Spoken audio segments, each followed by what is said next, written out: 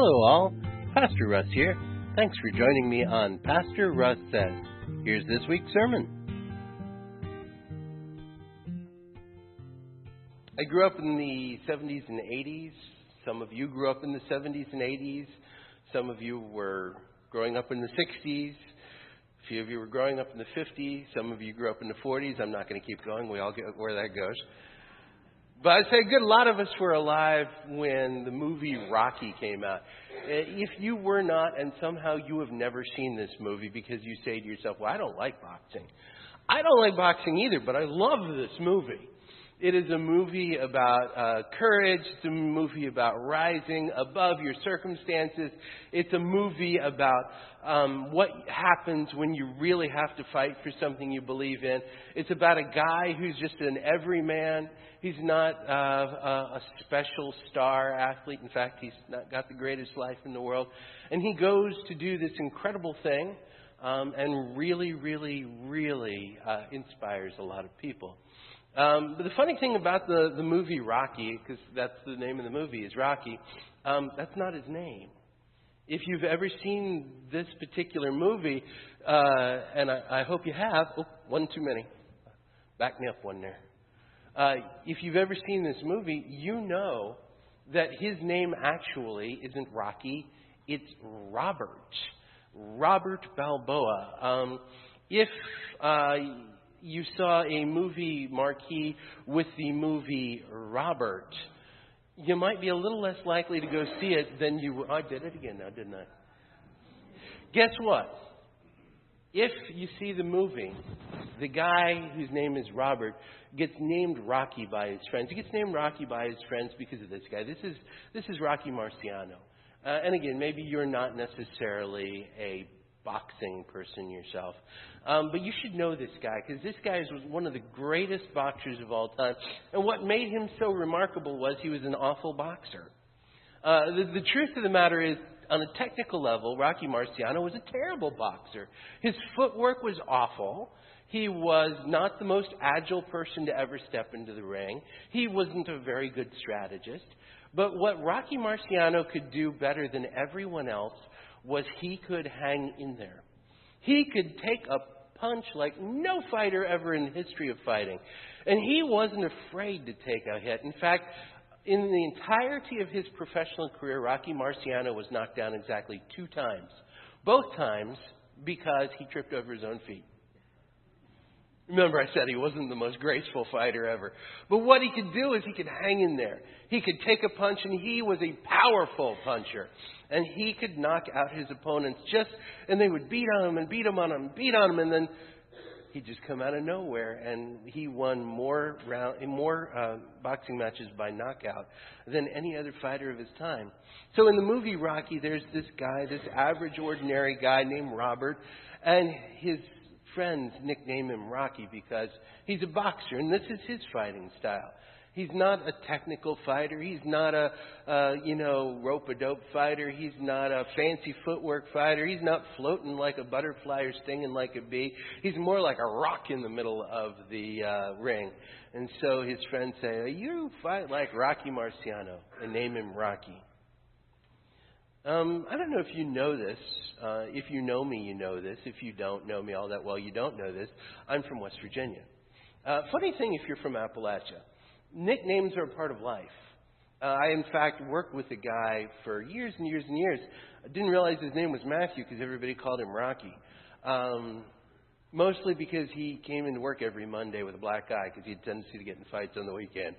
He's kind of a problem child, and we all called him Rocky. In fact, I worked for a guy. He was the only guy, I think, that actually got to go by his actual name. His name was Larry. He was the boss. And when you went to work for Larry, one of the first things that you got was a nickname because he did not like to call people by whatever their parents named them. Again, I'm in West Virginia. This is a common thing. I had an uncle. His name is Denver. I don't know anyone who's ever called him Denver in my life. Even talking to my niece at one point, she was like, I didn't even realize Uncle Sonny's name was Denver until you said that. And I was like, yeah, they call him Sonny because that's what my grandpa called him because, well, It's his son. Sonny. I don't know why they named him Denver in the first place, but there you go. Here's the thing. I went to work for this guy, Larry, and he gave us all nicknames. He nicknamed Rocky. We had a fellow we called Moon River. His name was Andy Williams. Those of you who are older will understand why he was named Moon River. Explain it to the kids later. We had a guy, it was a golf shop. We had a fella, the golf pro, who was the assistant pro, Larry, called Aerosol, because he sprayed those golf balls all over the place. The guy had terrible aim. I was Rust-Oleum. Now, at the time, I went by Rusty. I went by Rusty because my grandfather was Rust, and I couldn't lay claim to that yet. But I went by Rusty, but I was not named Rust-Oleum because my name was Rusty. I was named Rust-Oleum because my boss said to me one day, Rust-Oleum! And he used a couple of expletives I won't use in church because he was one of those guys. He says, you don't drink. I said, no, I don't. He says, you don't smoke. I said, no, I don't. He says, you don't swear. I said, no, I don't. He says, you're about as exciting as watching paint dry. I was Rust-Oleum for that point forward. He didn't call me by my actual name a whole lot. And again, this is West Virginia. It happens all over the place. My first congregation, I discovered the dangers of being a pastor in West Virginia. The one time when I went to the hospital to visit one of my members named Dot.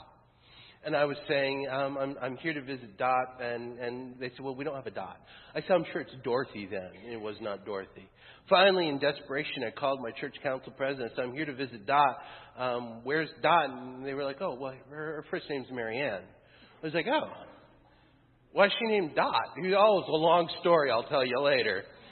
And I got a lot of that the whole time I worked there. In fact, there were whole people's nicknames that I never learned the origin story of. I had a lady in my congregation named Virginia. Everyone called her Sit. I don't know why. Never found out why she was called Sit. I had a lady in my congregation that everybody called Bog. Had something or other to do with falling into mud on her way to church when she was a little kid that stuck with her whole life. One of my favorites, though, and you may have heard me tell this story, and if you have, then my apologies.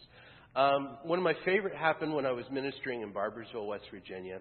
Yeah, I had not been in this congregation long. A member brought his daughter and son-in-law in and said, hey, they need help. You help them. And I was like, okay. They're like, they've got some behavioral issues with their kid. Your wife is a special ed teacher. I was like, Christy, come on, you're in on this one too. So, and we sat down with this couple and they just gave us all their problems full blast. And we're like, I don't know what to do with that. So we gave them some advice and we talked and we hung out. And we kind of got to know this couple. We sort of got to be friends, and then they started coming to church. And you have to know that he was an interesting character, is an interesting character, still one of my best friends. Big guy. When I say big guy, I mean really, really, really big guy. Power lifter. An impressively talented weightlifter. In his prime, with a good weightlifting vest on, he could bench press 500 pounds. That is an insane bench press. And he was just that huge. Great big arms, great big chest, huge shoulders. And this is coming from me. If I say somebody has huge shoulders and a great big chest, he's a big boy. And he was a tall fella. Grown up on the west side of Huntington, West Virginia. Had kind of really direct way of telling you everything. Was a little opinionated, still is. Always had a theory about everything. Sometimes they made more sense than others, but he always had an explanation for everything, and he'd tell you what it was. He was an electrician and just a die-hard, blue-collar, rough and tough fella. Love him to death. When he was a kid, he had real pale blonde hair. And his uncle, who was pretty much exactly like him in that sense, decided that he should no longer be called Charles. He would call him Snowball. Snowball stuck. The whole time I've known him, he's been Snowball. All 6'3", 500-pound lifting, power lifting, blue collar, hard talking factory guy of him. He came to the faith in our congregation, had not been Christian. came to understand Jesus Christ's love for him. And he came to me one day. He says, Pastor, I want you to baptize my daughter. I said, I can't wait. He says, will you be the godfather? I said, oh, I am honored. He says, while we're getting baptized, will you baptize me too? I said, I would love to. So we went through all the classes. We got to the day. And really without thinking, I realized I'd never called him anything but Snowball. So I said to him as we got ready to do the baptism, you want me to baptize you Charles, right? He said, God won't know who you're talking about. I baptized him Snowball. So his birth certificate says Charles, but his baptismal certificate says Snowball. So when he reaches the heavenly gates and St. Peter pulls out the list of the saints, he's going to go, Snowball Ward. Check. Snowball. Snowball, not Charles. And that's the funny thing. Sometimes when we get given a name, it's truer than the name we were born to. That's pretty much this guy's case. You may have heard or seen images of St. Peter. For the record, this is not St. Peter. This is a graphic artistic representation. Of course, we have no way of knowing what St. Peter actually looked like. First of all, I don't think their heads actually glowed. That's strictly for artistic function. Next of all, this guy's really, really, really white. And St. Peter would have been a Middle Eastern Jew. So as such, he would not have looked like this. He would have looked like any of the folks from the Middle East you've ever seen before. And last but not least, his name wasn't actually Peter. His name was not actually Peter.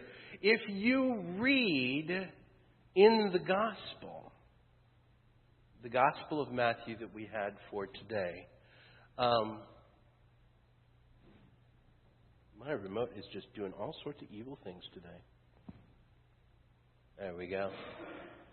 You read today in today's Gospel, this funny thing happens. This funny thing happens that makes me say, maybe these two guys are a little more closely related than we think they are. Because here's this guy, his name is Simon. And in the Gospel of Matthew, Jesus is talking to them, and he says to them, who do you think the Son of Man is? And they start doing this weaselly thing. I'm always talking to my kids when they're writing essays to avoid weasel words and weasel phrases. Weasel words and weasel phrases are when you say something in an attempt to sound like you're not certain about what you're saying and you kind of want to come in a back door. You say, well, I've heard some people say, or I think it might be, or blah, blah, blah, or maybe not, I don't know. Or any of the things you might say that sort of gets you sort of there but sort of doesn't.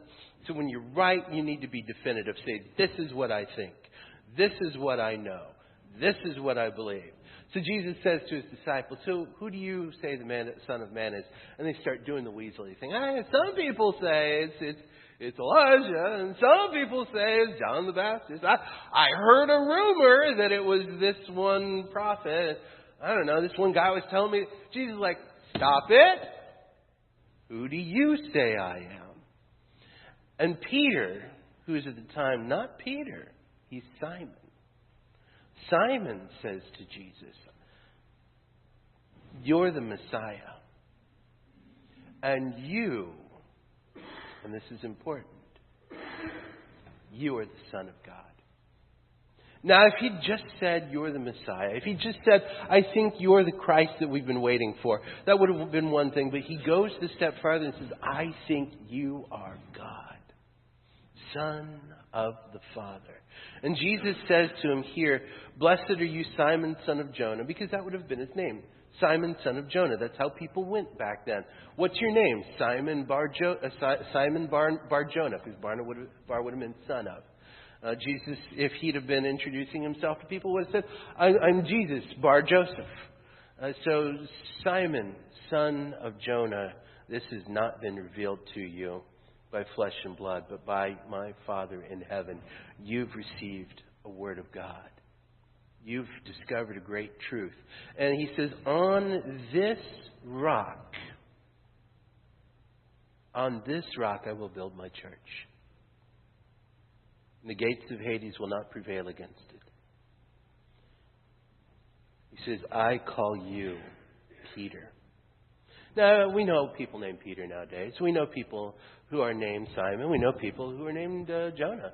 But in this particular case, this guy who is named Simon, Jesus says, you're not Simon anymore, you're Peter. And it sounds really awesome when we write it in English. But if you write it in the original Greek, it's an entirely different thing. Because Peter is actually the Greek word Petros. Petros means rock-like. Rock-like. Rocky. Peter is just the really fancy way of saying Rocky. Jesus looked at one of his disciples and said, you know, your name's Simon, but I'm going to call you Rocky from now on out. I've always wished that they'd stuck with Rocky. How much more fun would the Bible be if there was a first and second Rocky?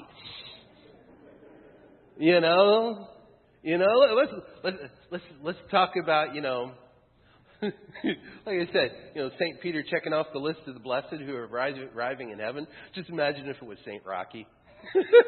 That would have made the movie even better. So Jesus is given a nickname to one of his disciples. He says, you're Rocky. But then he says this thing, on this rock I will build my church. Now, is he talking about Peter himself personally? What rock? Because Jesus is saying, there's a rock. I'm going to build my church on a rock. There's an important rock, and I'm going to build my church on the rock. What is the rock? Well, it's not this guy. That's Dwayne Johnson. Awesome movie star. I love his movies. He's funny. He's cool. He's exciting. He's brilliant. Interesting guy. Not that guy. That's not the rock that the gospel of Jesus Christ is based on. That's not the rock that the church is based on. But guess what? It's not this guy either. It's not St. Peter, St. Simon, whatever his name really is. It's not the guy with the nickname. Not the guy who's Rocky. See, Peter is representing the rockiness of what it is that is the rock. But he's not the rock. He's not the rock. What's the rock that the gospel says is the rock that the church is built on? It's this passage from the 16th chapter of the Gospel of Matthew. The 16th verse, when it says, Simon Peter answers, you're the Messiah, the Son of the living God. It is the confession of faith that says that there is one who is so much greater than me. There is one who is so much more powerful than me. There's one that is so much more perfect than me. That this is the one. This is the Messiah. Not just the Messiah. This is the living Son of God. Now, let me tell you all right now, we live in a world of rocks. And I don't mean the cool, fun things that we're painting and putting out there. I don't mean the Earth's structure that we all stand on that moves around and tectonic plates and all that sort of thing. I mean, we live in a world that says you need to base your life on something. Now, I've reached that phase in my life where I'm starting to do visitations to colleges with my oldest daughter. It's fun, it's exciting, it's fascinating, but it means my oldest baby's leaving.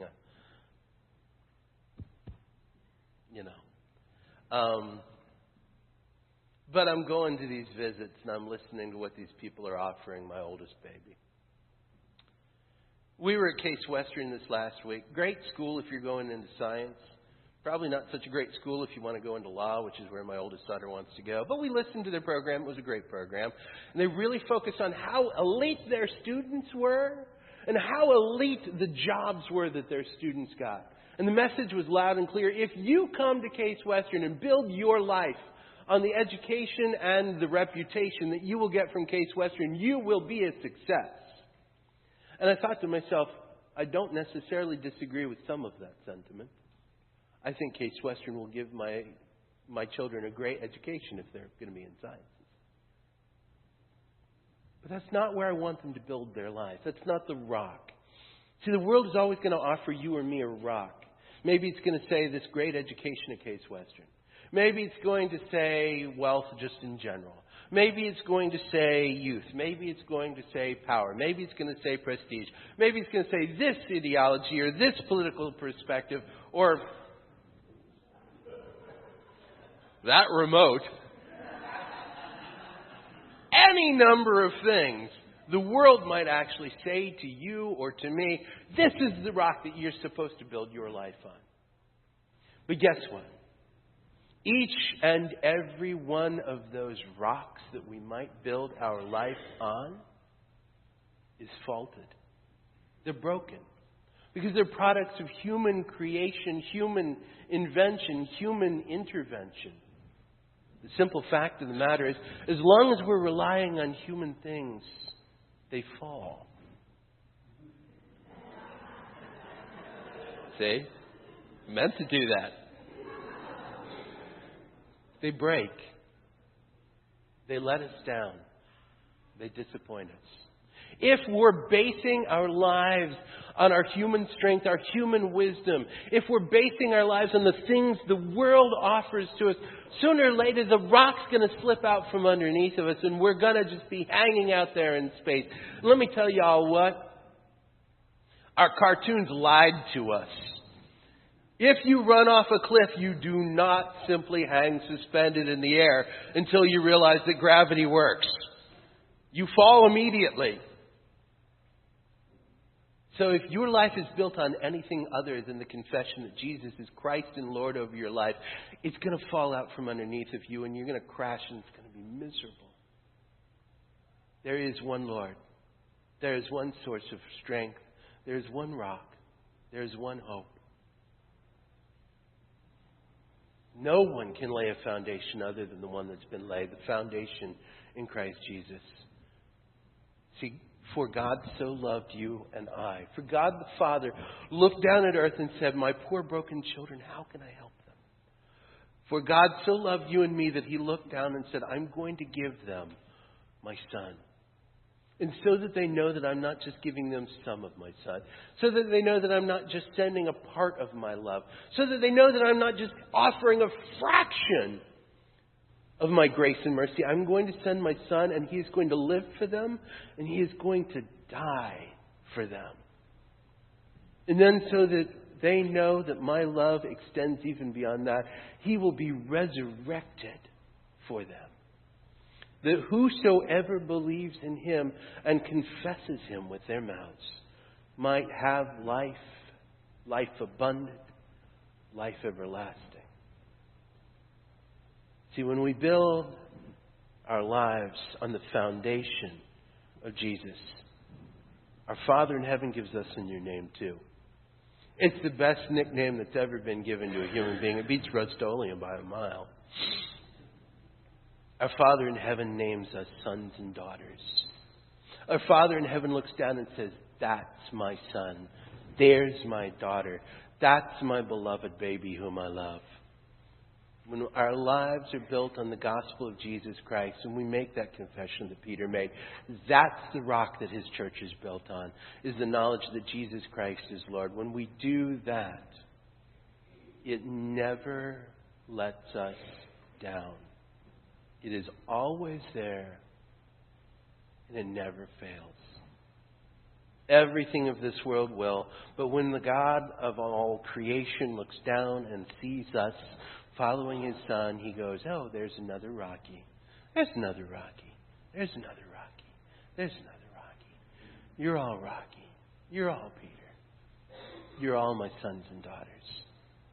And this is the source of our hope, our joy, and our peace. Amen.